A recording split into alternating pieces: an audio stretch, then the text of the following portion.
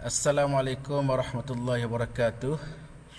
Alhamdulillah. Allahumma salli ala Sayyidina Muhammadin wa ala alihi wa sahbihi ajma'in.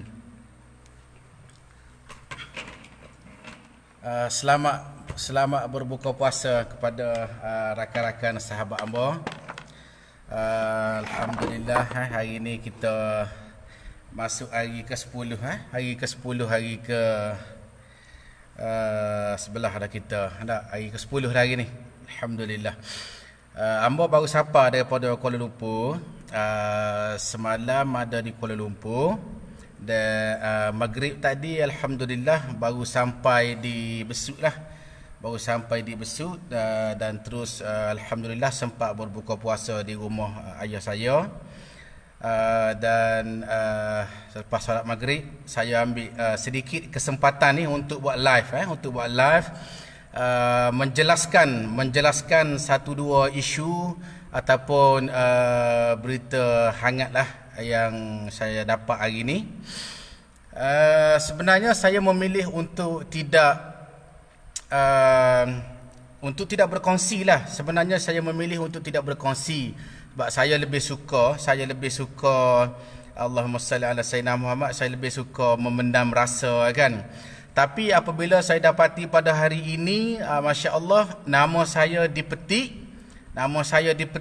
maka subhanallah, apabila nama saya dipetik secara terbuka dalam FB dan saya dapat berita satu Malaysia tahu apa yang dipetik tentang nama saya oleh anak arwah ayah angkat saya. Jadi Masya Allah, saya terpaksa memberi penjelasan supaya benda ni clear. Saya memohon kepada Allah Subhanahu Wa Taala supaya di dalam tutur kata saya ini tidak menyentuh tentang keburukan orang lain dan tidak berniat untuk memburukkan orang lain. Kerana jika kita berhasrat untuk bercakap sesuatu dengan memburuk-burukkan orang lain, maka Allah Ta'ala akan membalikkan keburukan itu kepada kita.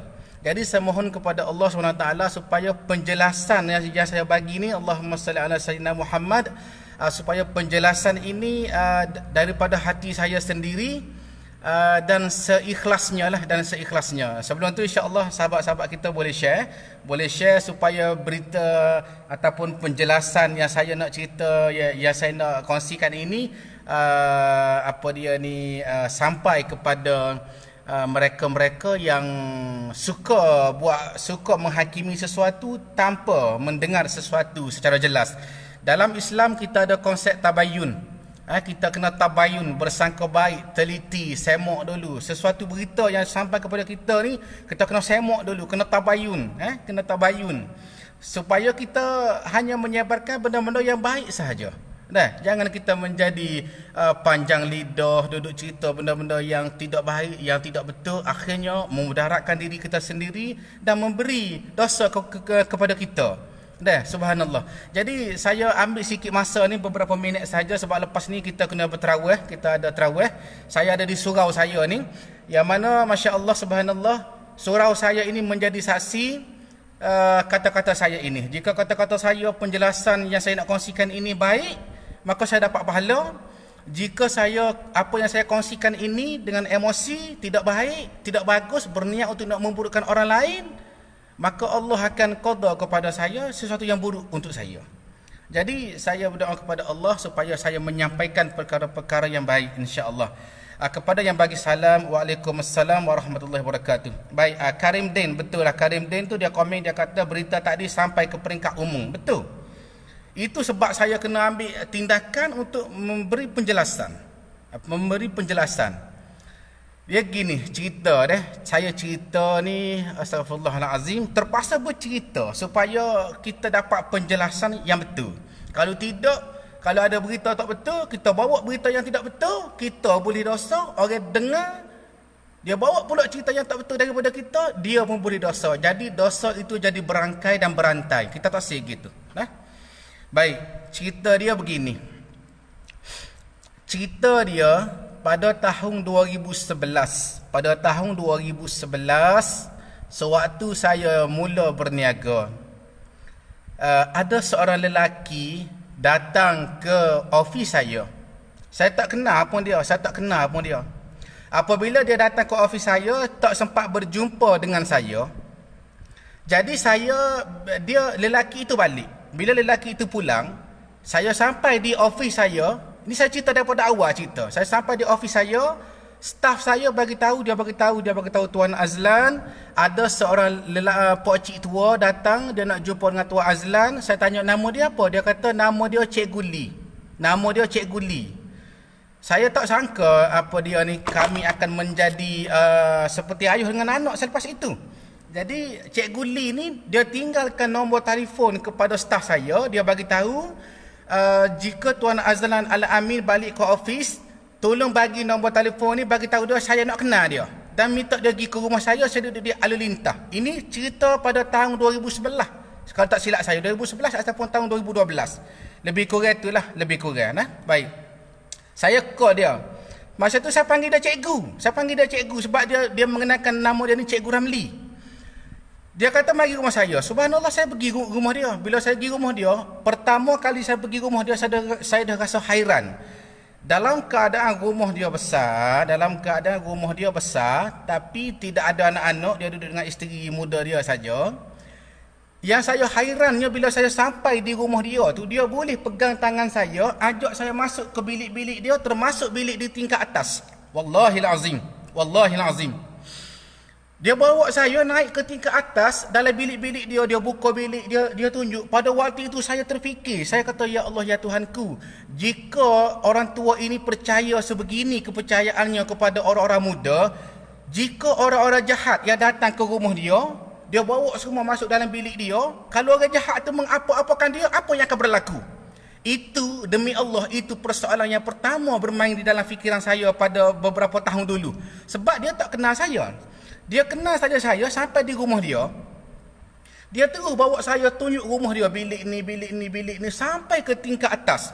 Jadi pada waktu itu saya jadi bimbang. Saya kata, Allah, kalau aku ni jenis orang jahat, ataupun kalau orang lain yang datang ke rumah dia sebagai tetamu berniat jahat, dengan dia bawa pergi ke bilik-bilik dia semua ni, apa yang akan berlaku pada orang tua ini?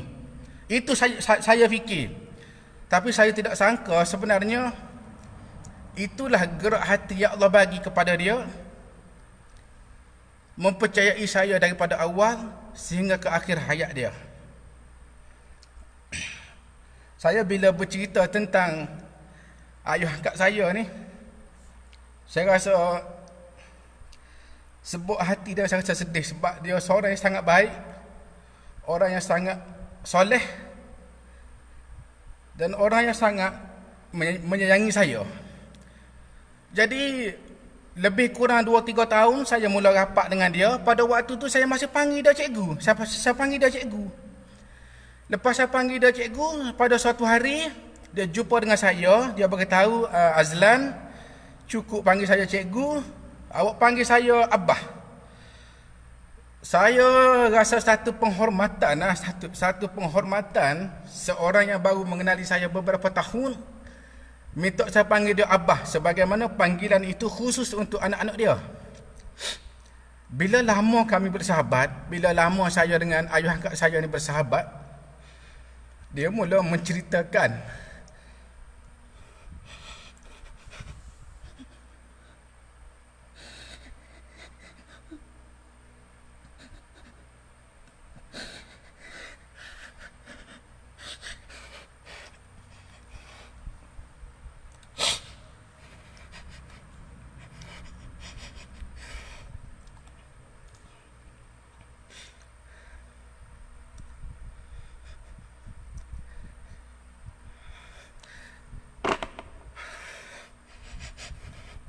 saya masih terasa kehilangan.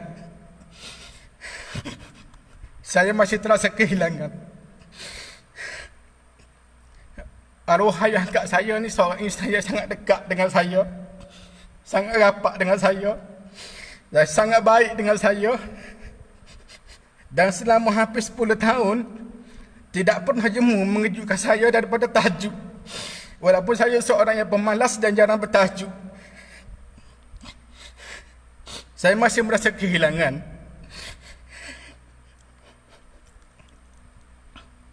Allahumma salli ala sayyidina Muhammad.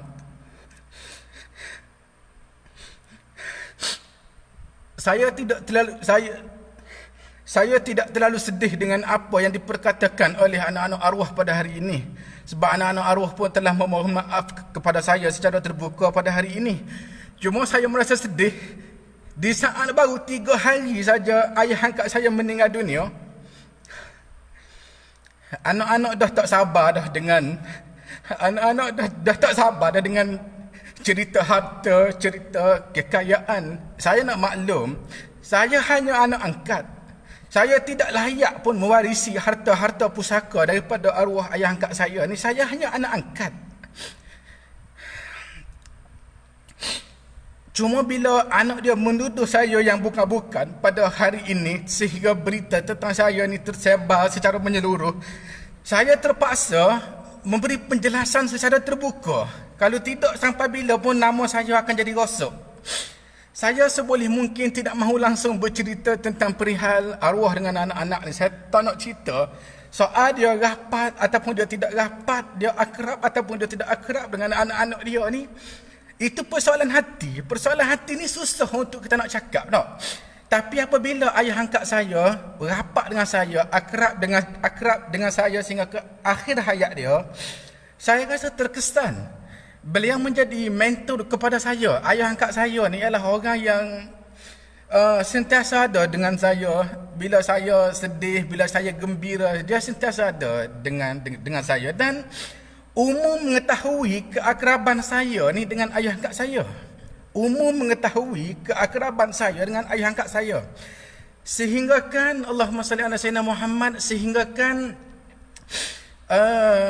kalau ada siaran TV, 3 kali saya masuk bersama dengan ayah angkat saya. Apabila media masa bertanya kepada saya, siapa mentor bermakzul alamin, saya tak akan cakap orang lain. Mentor saya ialah Cikgu Ramli bin Haji Hassan yang saya panggil sebagai Abah. Saya terasa kehilangan, masih lagi terasa kehilangan sebab saya dengan dia ni rapat sangat.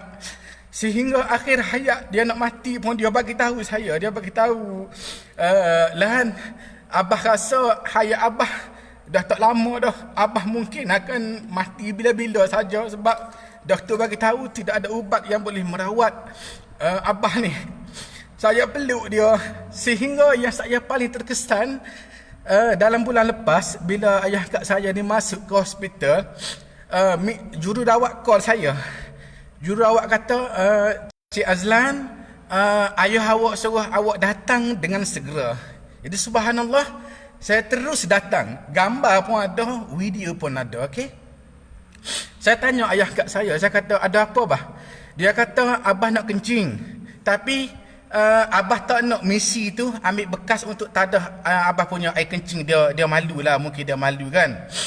Jadi dia bagi tahu Abah nak Azlan ambil bekas ni, tadah air kencing Abah. Saya tadah air kencing dia, saya mandikan dia. Itu antara kenangan-kenangan yang saya ingat. Pada waktu tu tak ada pun anak-anak dia ni, tak ada.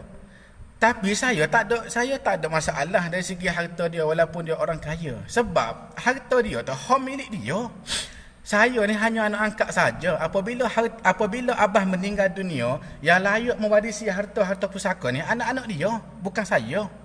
Saya dah ada harta sendiri dah, alhamdulillah.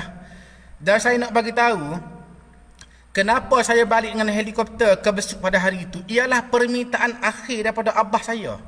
Dia bagi tahu, Azlan, sewaktu Abah masih ada, Abah nak tengok juga awak balik dengan helikopter di Besut. Alhamdulillah. 2 minggu sebelum Abah meninggal dunia, sebulan sebelum Abah meninggal dunia, saya balik. Abah call saya, Abah bagi tahu saya, Azlan, datang dengan helikopter di Hospital Besut. Ambil pengaruh Hospital Besut, Dr. Haslina, saya rasa Dr. Haslina, ambil pengaruh Hospital Besut, bawa pusing di daerah Besut. Saya turun dengan helikopter di hospital. Di hospital untuk ambil pengaruh hospital Jetih ni pusing. Sebab itu adalah kehendak ayah saya. Kehendak Abah angkat saya. Alhamdulillah. Saya turut dia. Kalau saya nak cerita, berak kencing Abah saya ni, berak kencing dia ni, Abah angkat saya ni, saya cara. Waktu tu tak tahu anak-anak dia duduk ke mana pun. Bila Abah mati, anak ni kurang hajar, hantar dalam Facebook, bagi tahu saya ni ambil tanah ayah dia, gadailah begini. Memang betul urus niaga itu berlaku.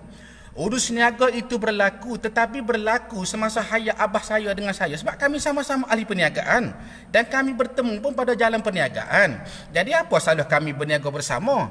Jadi sepatutnya anak-anak ayah angkat saya ni sepatutnya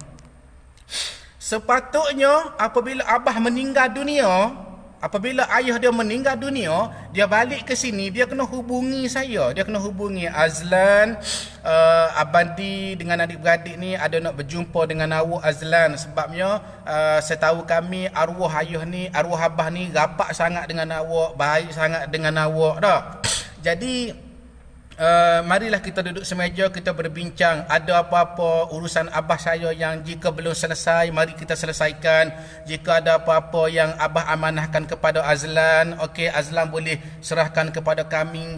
Sepatutnya begitu yang anak dia kena buat. Sebab anak-anak dia ni semuanya orang yang terpelajar. Anak dia yang post dalam Facebook tadi, nama Syahrudil Mahafiz, umurnya dah 50 tahun. Anak yang kedua, Nasrul, umurnya 40 tahun lebih. Anak yang lain-lain pun umur 30 lebih dan 40 lebih. Sepatutnya awak, anak-anak abah ni dalam keadaan awak ni orang yang profesional, orang yang bijak, orang yang profesional. Sepatutnya awak bincang dengan baik. Ada apa-apa isu apa-apa, panggillah saya selaku anak angkat yang jaga ayah awak ni, bincang macam mana, ada masalah apa, ada apa-apa, ada warisan apa. Sepatutnya begitu kita duduk semeja. Ini saya yang tolong jaga arwah abah, saya yang tolong jaga kebajikan dia. Akhir sekali saya yang dapat fitnah. Mana boleh, tak betul. Sepatutnya anak-anak arwah Cikgu Ramli ni tidak boleh menyebarkan berita-berita yang tidak patut, yang tidak perlu di dalam Facebook. Sebab begini, bila ada orang tanya apa nama FB dia, Syahrudil Mahafiz, tapi dia dah buat permohonan maaf kepada saya. Baik, maaf ni betul. Maaf ni satu benda yang senang, satu benda yang mudah untuk kita lafaz. Tapi kita tahu ke tak, apa-apa yang kita tulis tentang batang tubuh orang itu dengan cara yang buruk, mengaibkan orang lain, berita itu tersebar ke seluruh tempat, situ sini. Jadi saya orang yang dikenali, apabila disebarkan berita-berita yang tidak baik, yang buruk, yang mengaibkan saya, kita kena ingat netizen ini bukan semuanya berhati murni. Yang murni macam follower saya ni, alhamdulillah lah, murni, bagi semangat, bagi nasihat. Tapi bukan semua orang berhati murni. Apabila bukan semua orang berhati murni, kita menyebar benda-benda yang buruk, benda-benda kebaikan, benda-benda ini akan menjadi dosa yang berangkai-rangkai. Lepas daripada tu, bila orang duk sebar ada berita-berita buruk pasal seseorang yang kita post, kita pun berasa bersalah, rasa takut disaman, lalu kita pun saya memohon maaf kepada Azlan Al-Amin. Memang awak mohon maaf tu senang, tapi kesan kepada saya yang menerima keburukan itu ni jauh besar. Awak kena tahu maruah orang ni bukan sesuatu yang kita boleh lecehkan. Saya, Syahrudil Mahafiz, anak angkat ayah, anak kandung abah angkat saya ni, awak hanya ada follower dalam berapa ratus orang saja. Saya ni ada beratus-ratus ribu kalau saya nak bercakap pasal follower. Kalau saya menceritakan benda yang buruk-buruk tentang awak, lagi tersebar luas. Tetapi adakah kita orang-orang Islam ni kerja kita untuk menyebarkan keburukan? Tidak. Kita orang Islam ni kalau boleh ada keaiban, ada apa-apa, kita saling tutup. Kita kena sama-sama perbaiki. Ni awak dah sebar benda tu, benda yang buruk-buruk. Lepas pada tu bila rasa bersalah, mulalah minta maaf. Awak minta maaf dengan saya ni mudah. Tetapi macam mana awak nak memperbetulkan orang-orang lain yang membawa berita-berita buruk tentang saya? Awak jangan begitu. Saya rasa terguris. Sebenarnya saya tidak terlalu marah dengan anak-anak arwah Haji Ramli ni, sebab bagi saya walaupun mereka ni umurnya tua 50, 40, 30, tapi Kalaulah kita tidak matang, kita tak akan matang juga sebenarnya. Sebab itu dia pilih duduk sebar dalam Facebook apa semua berita yang belum sahih, kemarahan, emosi duduk sebar dalam Facebook. Walaupun tua tapi tidak matang. Saya tidak sedih tentang itu sangat. Sebab kita tahu orang yang tidak matang ni memanglah walaupun dia umur tua 40 50 pun dia tidak matang. Tu kita nak kata apa payah. Yang kita sedih, ayah kamu baru meninggal 3 hari baru. Tanah masih merah lagi. Rumput hijau belum tumbuh lagi di atas pusara. Kamu dah bergaduh dah dengan benda-benda berkaitan dengan harta ni. Apa cerita sebenarnya ni? Saya terpaksa memberi penjelasan secara detail begini kerana awak menyebarkan berita yang buruk tentang saya dalam Facebook. Bila awak menyebarkan berita yang buruk tentang saya dalam Facebook, saya orang yang dikenali. Orang-orang tanpa usul periksa menyebarkan berita-berita yang buruk ini ke sana ke sini sampai satu Malaysia tahu hari ni. Lepas pada tu duduk 2 jam awak rasa bersalah, awak pun saya membuat permohonan maaf kepada Azlan Al-Amin. Awak nak pergi minta maaf dengan siapa? Beratus-ratus ribu, berjuta-juta orang baca Facebook ni dalam Malaysia ni. Awak nak pergi minta maaf macam mana dengan dosa yang awak buat menyebarkan benda-benda buruk? Tak betul. Sepatutnya awak orang-orang yang cerdik, umur 50, umur 40, umur 35, belajar tinggi-tinggi, sepatutnya orang yang cerdik ni jika ada masalah sekalipun dalam keluarga kita, kita takkan cerita kepada orang. Apatah lagi kita nak bubuh dalam Facebook. Apatah lagi kita nak bubuh dalam Facebook. Ini cerita keluarga kita. Tak. Tapi hari ni awak anak sulung arwah ayah angkat saya yang nama dia Syahrudin Mahafiz ni, dia ambil satu kenyataan, dia tulis tentang isu hartanah antara ayah dia dengan saya tanpa usul periksa. Dia post dalam Facebook. Memang Facebook dia ni tidak ada ramai orang, tetapi orang netizen yang tidak berhati murni ni screenshot hantar dalam grup tu, hantar satu Malaysia. Lepas tu duduk 2 jam, dia juga hantar tulis dalam Facebook dia, saya memohon maaf kepada Azlan Al-Amin di atas kenyataan saya tadi. Mu nak minta maaf memang senang, mu nak minta maaf. Tapi orang yang memburuk-buruk ke dia tu mu nak minta maaf mudah ke? Melukakan itu senang, nak jahit luka tu payah. Melukakan itu senang, awak ambil je pisau, awak hiri, memang luka lah. Tapi nak jahit luka ni bukan senang. Kalau sembuh parut dia ada.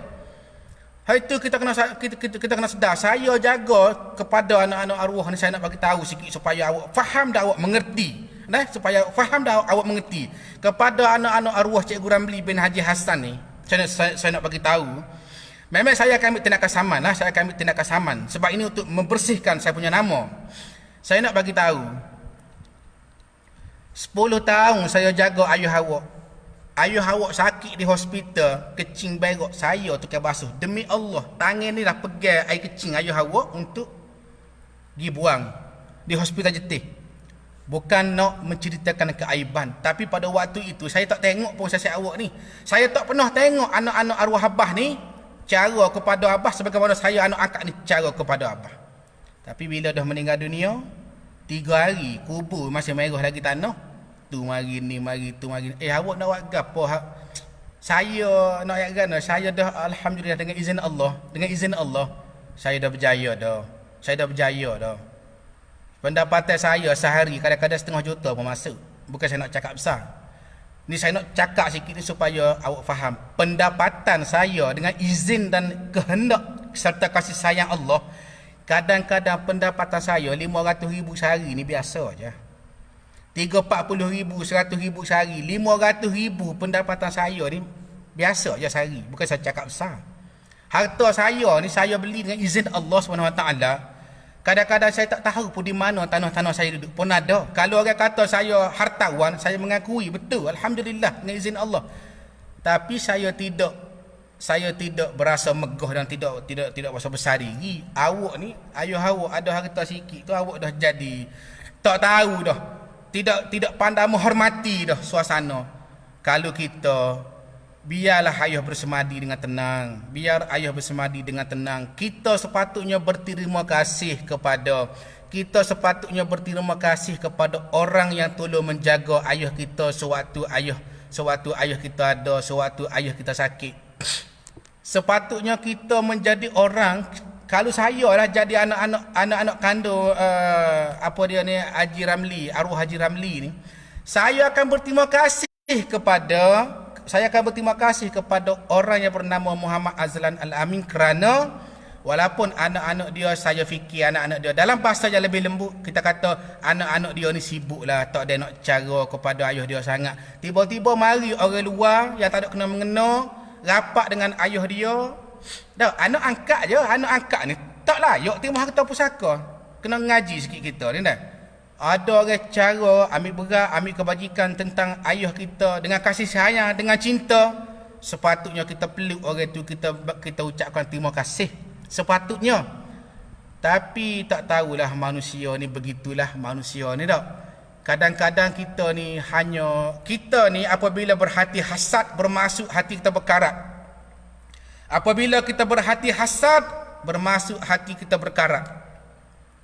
Dah, walaupun pada hari ini anak-anak arwah Haji Ramli ini telah call saya dengan menangis pun ada, dan telah mengeluarkan satu kenyataan di dalam Facebook memohon maaf kepada saya. Boleh, saya boleh maaf. Tetapi awak tahu tak, imej saya, maruah saya satu Malaysia. Ada, sebab netizen ni ada yang berhati murni, tapi ada yang berjiwa kurang murni. Yang berhati murni, dia dengar sesuatu, dia tabayun, dia selidik. Tapi yang tidak berhati murni, dia dengar aja berita, sama ada berita tu betul ataupun tidak betul, dia terus sebar.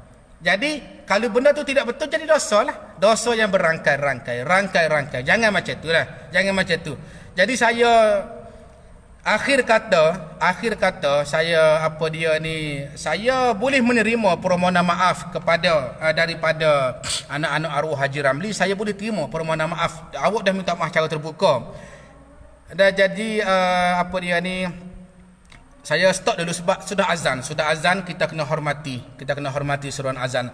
Itu saja, insya-Allah kita akan jumpa lagi. Saya rasa di sini telah settle. Saya nak azan untuk solat tarawih, insya-Allah. Okey, minta maaf banyak atas segala salah dan silap saya. Assalamualaikum warahmatullahi wabarakatuh.